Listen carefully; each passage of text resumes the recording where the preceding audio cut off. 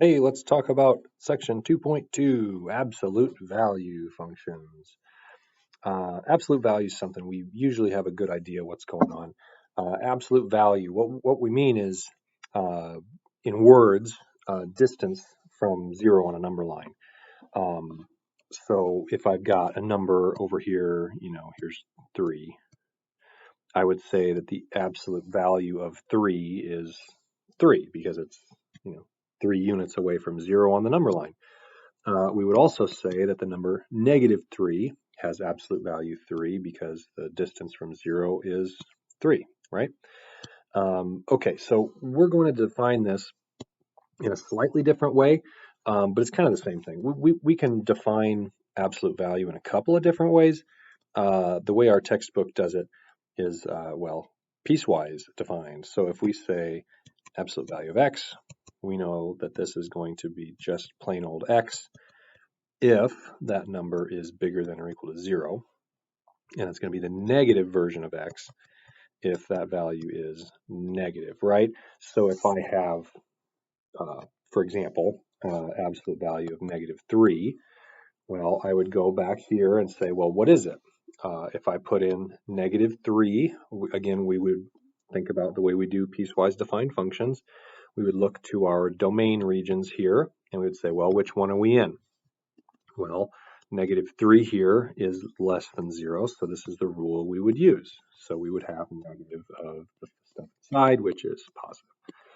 And, we already knew that, but we can, here's an example of fitting this into the exact definition. Other textbooks define this in different ways. I've also seen something like this, where we can say that the absolute value of some number is the positive square root of the square of that number. I've also seen it like this, and we can kind of see why that would be so as well, right? Regardless of whether or not that's positive or negative in for x, square it, it's a positive number, and then take the square root of it, well, we get another positive number. So, I don't know. Our textbook doesn't define it like this. Our textbook defines it like this, but we can show that these are equivalent. Okay, properties of absolute value. So these are properties that we can use mostly for solving equations. So let's just write these up. If I've got the product of two absolute values,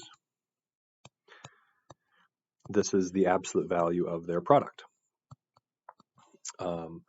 Maybe an example might be absolute value of -2 times absolute value of 3. Well, that's going to be absolute value of -2 times 3, absolute value of 6, which is 6. And we can also do these separately if we want to, right? I can just do it in this direction. That'd be, well, absolute value of -2, that's 2. Absolute value of 3, that's 3. And yeah, of course, that's 6. But here's this is just an illustration of the product rule. Okay, so we have a power rule as well. So any number that we raise to a power inside an exponent here, when we're letting n be an integer, this is going to be the absolute value of a to the n power. We've got to have a little proviso here, provided that a to the n exists and is maybe is defined would be a good thing to write. So provided a to the n is defined, that works like this. So for example, if I have maybe -5 to the third power, and I want the absolute value of that, that's the same as the absolute value of -5 to the third power. And this would be 5 to the third power, and then we got 125, and we're done. We could also have done that in a different way, right? We can cube this first and leave that inside the absolute value signs. Nope, 25. And then, we get to the same spot by just kicking a negative on there. Okay, super. So we've got a product rule, a power rule, and we also have a quotient rule. So we've got a quotient of absolute values is the absolute value of their quotient, provided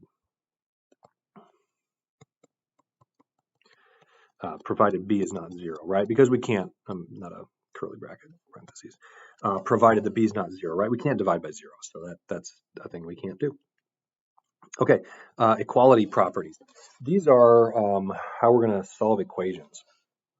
So let's take a look at an example here, just real fast before we write in general. So if I've got absolute value of x is 2, we can think about this on a number line, right? Our intuitive notion of this is that the absolute value of x is the distance from 0 on a number line. Okay, so if I've got my x value has absolute value of 2, well, where does it have to be? Well, it's got to be 2 units away from 0. So we go 1, 2 units in this direction. So I'd have to have x equal 2 is there. Or we would have to have x being 2 units away from 0 in the other direction, right? So we would also have -2 involved. So intuitively here, we can see that this might split up into an OR statement. So either x is 2 or x has to be -2, right? So if my absolute value is some number, well, I'm either going to go to the right or I'm going to go to the left of 0 and I'm going to get that number. So we have that split up into 2 distinct statements there. All right, so let's just look at this. We can write something up in general. So in general, if we, not I, if we have something that looks like this,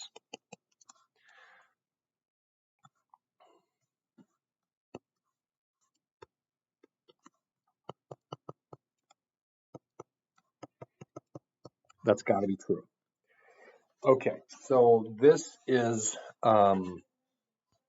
let's be really careful about this, because if I have we can have situations that are going to break this, right? So if I have maybe the absolute value of x is -5, so distance is positive, right? So if I say the distance from 0, some number, is -5, that doesn't make any sense in this context. So x doesn't exist here, right? There is no number whose absolute value is -5. So this always needs to be positive. So in general, let's make a proviso here. If c is bigger than or equal to 0, well, maybe let's just split it up into 3 different cases, right? If c is bigger than 0, well, this has to be true. And what if c is equal to 0? So if we've got, I was going to try to write that. If c is equal to 0, absolute value of x equals c means,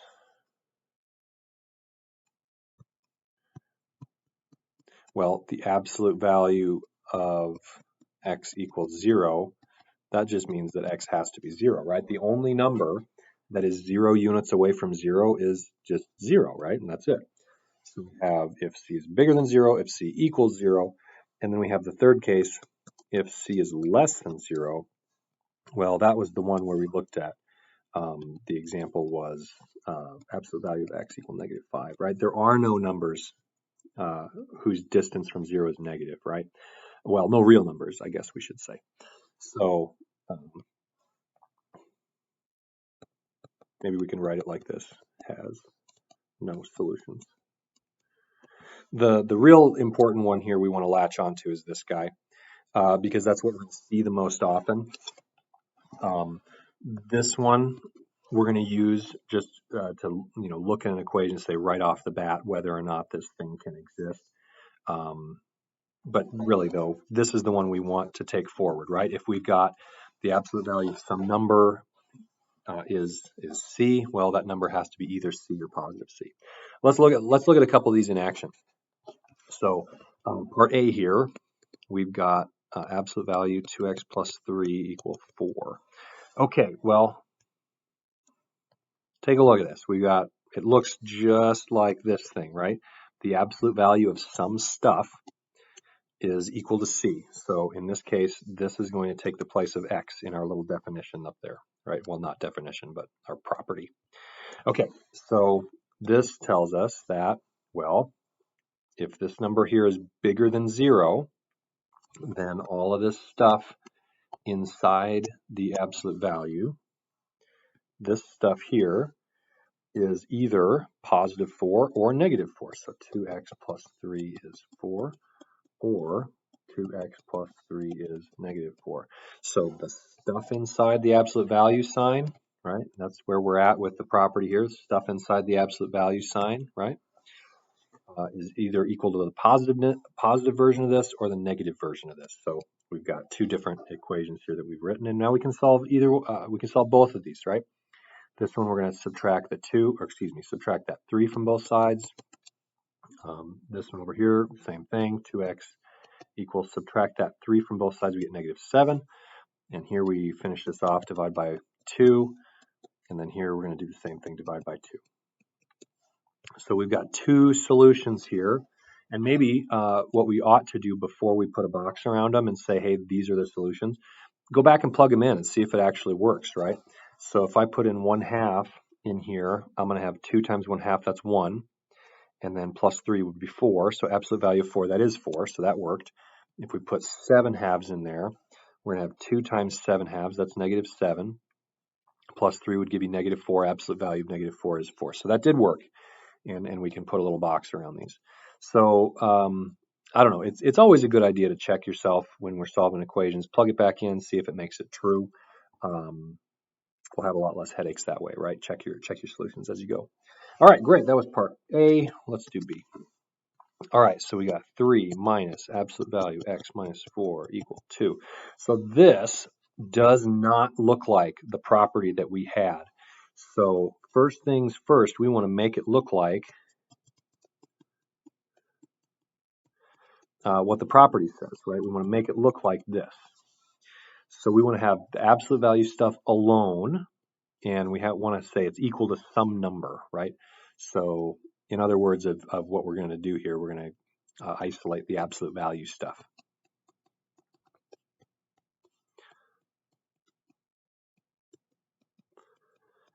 Okay, so we do that, right? We want to just isolate that thing.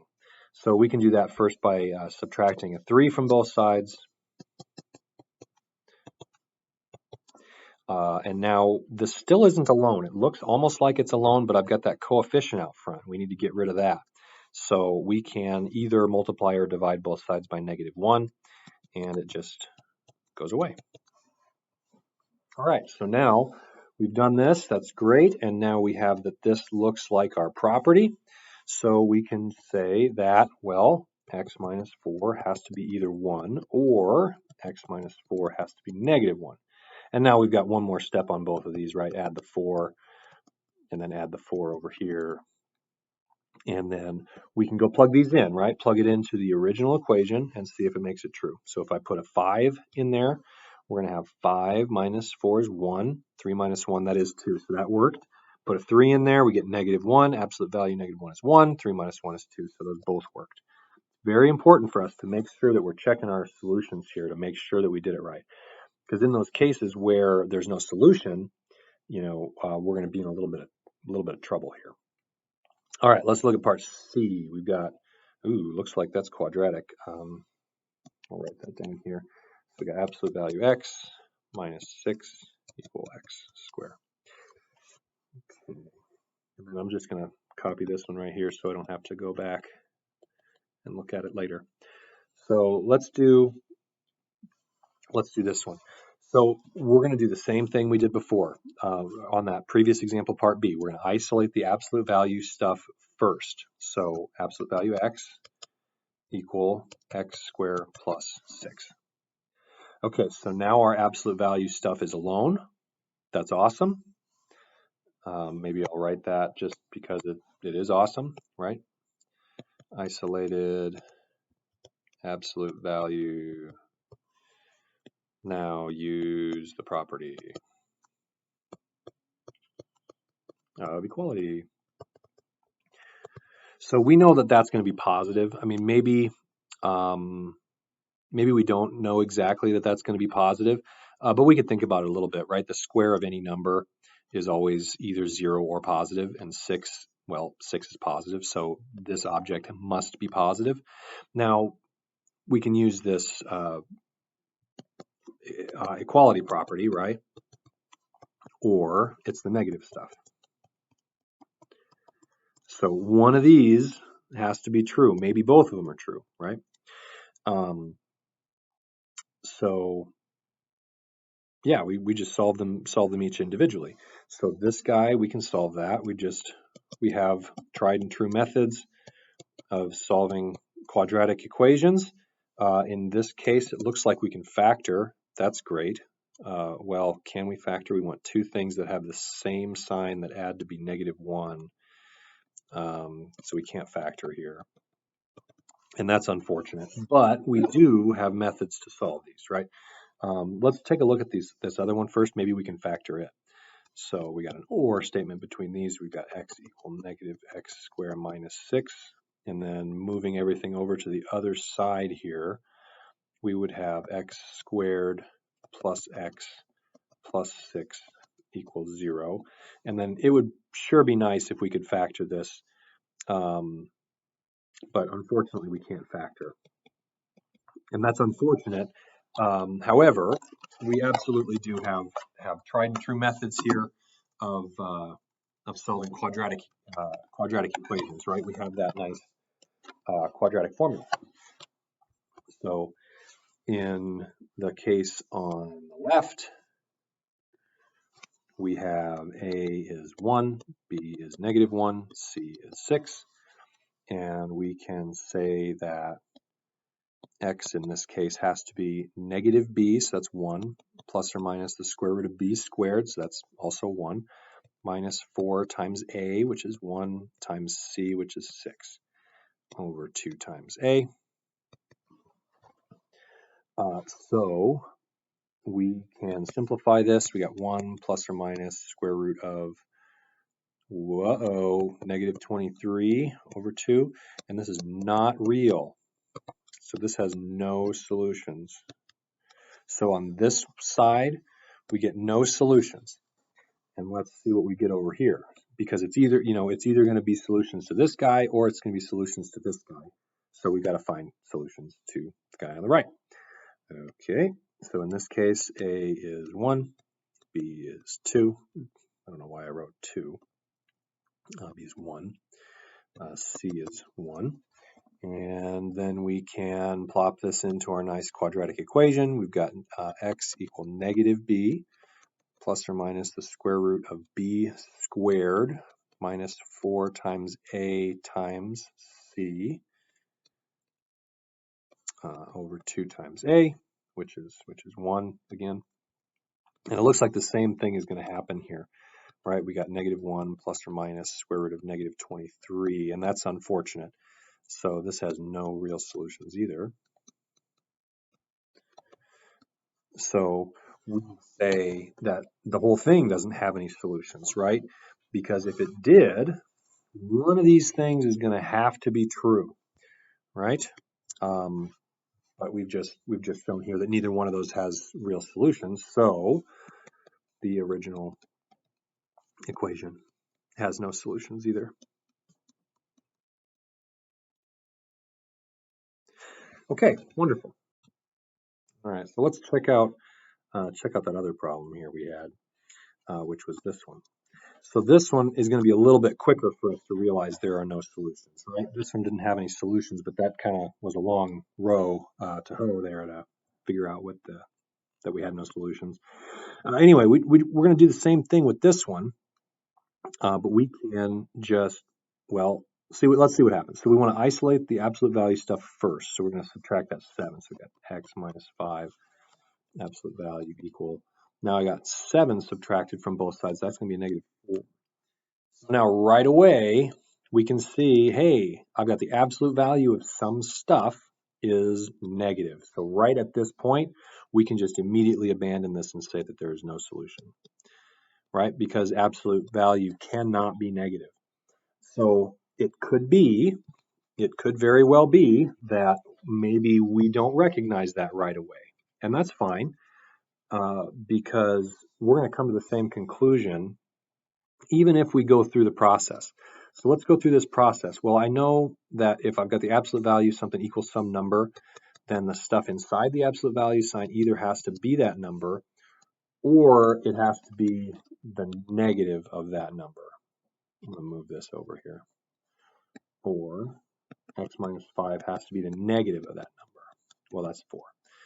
Okay, so if we solve these, let's go this way. So if we solve these guys, right, we're going to add 5 to both sides. We got x equals 1. Or we can solve this one, right? We can add 5 to both sides. We got x equal 9. Okay, well, plug them in, see if it works. So if I put in x equal 1 to my original equation, x equal 1, I would have 1 minus 5 is negative 4. Absolute value is 4. 7 plus 4 is, wait a minute, 7 plus 4 is 11. It's not 3. So this one didn't work. And then we look at 9. So we put 9 in there. We got 9 minus 5, that's 4. Absolute value of that is 4. 7 plus 4 is 11, not 3. So this one didn't work either. So if this has a solution, it must be the same as the solution to either this or this. Well, so what we're saying is if this guy has a solution, it must either be 1 or 9. Well, we just showed that it's neither one of those things, so we would conclude that there's no solution.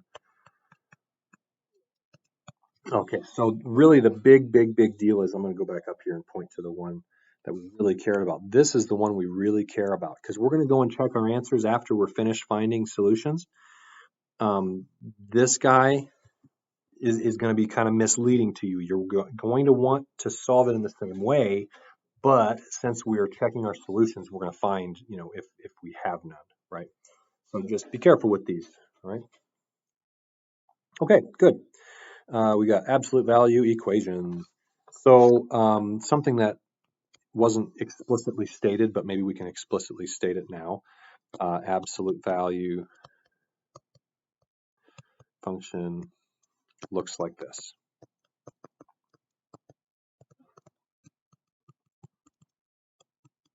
There we go. So we can draw a picture of this. Now recall our definition.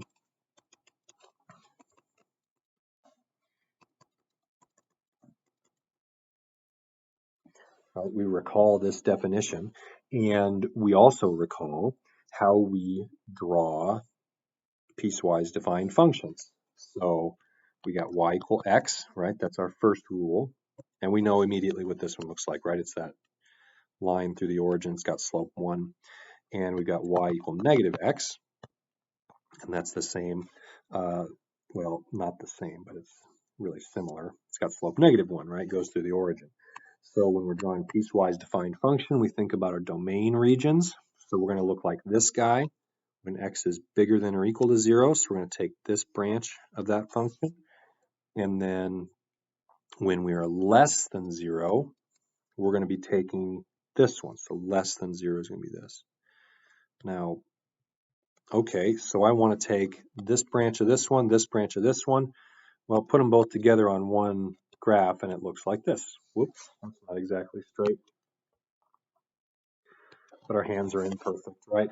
So here's the picture of y equal f of x equal absolute value of x. Okay, so we got the absolute value function. Looks like this v thing, right? Okay, so if we know what this looks like, we can say a few words about maybe by way of review here, right? If I want to say what the domain is, it's the set of all the x values, right? So I put these two together. I've got everything bigger than or equal to 0. I've also got everything less than 0. We would say that the domain is all the real numbers. We can think about that in a different way too, right? We can say, does every number have an absolute value? Does every real number have a distance from 0? Well, yeah, every number does have a distance from 0. So that's another way we could say what the domain is. And then our range, we can maybe appeal to the graph here. So our range, we can see that it hits 0. So 0 is going to be the low end, and it's going to go up and up forever. So we got 0 to infinity for our range. Okay, and if we're thinking about what are my points, because we can kind of see into the future here a little bit, we're going to be doing transformations with absolute value functions too. So we need to keep in mind where these typical points are. So these contain -1, 1, 0, 0, and 1, 1. Okay, good.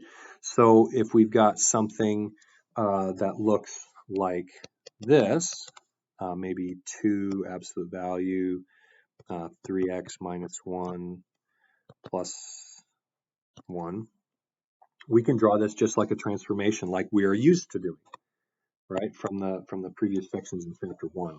So again, the order here, we're going to do the right one. So let me just write exactly what we're going to do. So we're going to add 1 to x. This is our second step. We're going to divide x by 3.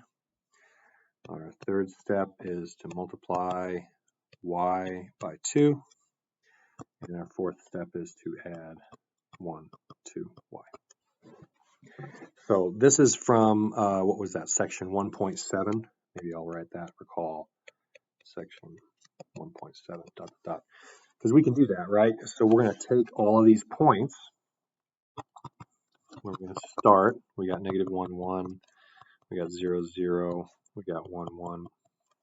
And we're going to do these steps, right? So our first thing, we're going to add 1 to x. So we go to 0, 1, 1, 0, 2, 1. Second step, we're going to divide all the x values by 3. So we've got 0 divided by 3, that's still 0. 1 divided by 3, we get 1/3. 2 divided by 3, we get 2/3. All right, then we do the fourth step. No. 3 comes after 2, fella. Okay, so 3. Third step here, we're going to multiply the y value by 2. So 0, 2, 1/3. 2 times 0 is 0. And then 2/3 goes with 1. And then we got our fourth step. We're going to add 1 to y. So we got 0, 3, 1/3, 1, and 2/3, 2.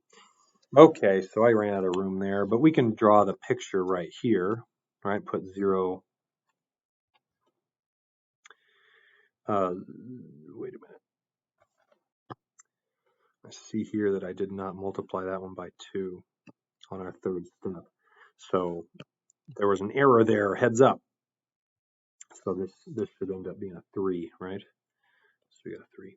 Okay, so we got 0, 3, boop, 1/3, 1, so that's like there. And then 2/3, 3. 2/3, 3 would be like there. And then we got the points and we see the pattern. We know the pattern is that V shape, and we connect them with the V shape. Okay, cool. So we can do transformations using the absolute value function. Okay, so that is that. This got sort of cluttered up here at the end, so let me do a cleaner example of this. I'll close this video out and I'll just tack another one on the end. So yeah, thanks for watching this video about absolute value functions, and yeah, have a great rest of your day.